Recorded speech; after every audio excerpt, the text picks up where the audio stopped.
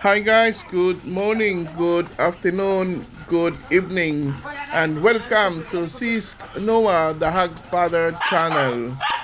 Today, ang ating topic ay a blessing sa mga nagbibigay ng blessing sa ating shout out sa kay Yuan Akot, kay Yuan Saisi, sa mga akot dyan sa Alubihid, may-ari ng YM Training Center ng Butcher.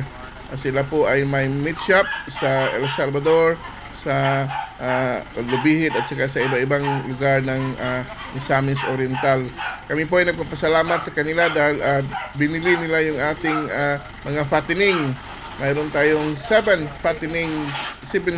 heads na fattening na binili nila at nagpapasalamat tayo sa kanila. Kaya shout out din sa ating mga builders na tumulong sa pag-upload sa ating mga baboy doon sa bunggo ni Marcelo na nagpa-deliver sa ating babuyan doon sa Alubihid. Kaya shout out dyan sa lahat at maraming salamat sa inyong tulong na na-upload yung ating mga baboy doon sa bunggo ni Marcelo. Kaya sa lahat, tayo po nagpapasalamat sa inyong blessings, sa inyong pag-subscribe dahil sumusunod kayo sa ating kung ano yung pangyayari sa ating Sis Noah, the Hagfather Farm. Yung ating babuyan ngayon, ngayon pa lang na-upload natin dahil sa awa ng Diyos, yung iba 90 plus, yung iba 100 plus ang kanilang timbang at saka maganda yung presyo na nabili din sa atin. Pero salamat tayo sa mga blessing na tumutulong sa atin. Yan, ubos na lahat yung ating mga fattening. Susunod na naman ay yung ating mga inahin. Mayroon tayong 4 na inahin na hopefully maganda yung panganak this coming at end of July. Yung 4 sunod na yun sa end of July. Kaya nagpapasalamat tayo again. Shout out sa ating mga builders, si Michael, si Lori June, si Dodong, Enting, Malu, Arnold, and Max, at saka yung ating pintor dyan, at saka ang ating foreman, si Lando, and of course yung ating farm manager, si Uncle Ju. Shout out sa inyong lahat dyan. At of course, ating taga-sweldo, si Lycans. Shout out sa inyong lahat. Maraming salamat sa ating pagbinta ng ating babuyan. Talagang maganda yung blessing. At saka sabihin ko talaga na tsaka lang, wag tayong magpatalo sa mga barat na mga buyers na sinasabi nila na kailangan nilang ibinta na yung baboy dahil mayroong mga sakit. No, wag tayong maniwala dyan. Hintay tayo sa tamang panahon dahil kung maghihintay tayo sa tamang panahon, ito, tingnan nyo ngayon, talagang maganda yung blessing na binigay sa atin dahil po makakabili na naman tayo ng mga pagkain, feeds ng ating baboy at saka of course makabayad na rin tayo ng mga utang natin sa ating building, sa ating farmhouse na ating ginawa ngayon. Kaya sa ating mga lahat dyan na mga subscribers, shout out sa inyong lahat at sana patuloy tayo sa ating pagbababoy.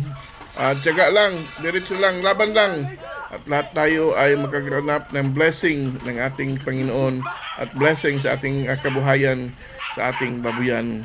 Marami pang nangangailangan ng baboy, lalong-lalo na din sa Cagayan de Oro na malapit ng fiesta. Saka of course, alam mo naman natin na December is just only the corner.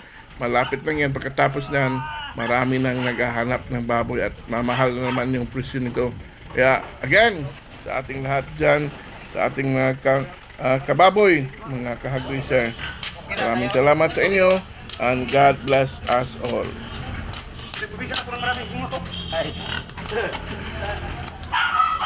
Kailangan ng pang...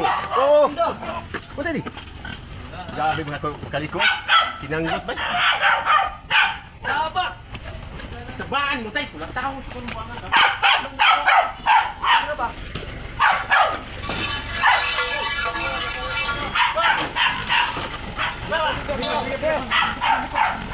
Okay, terus.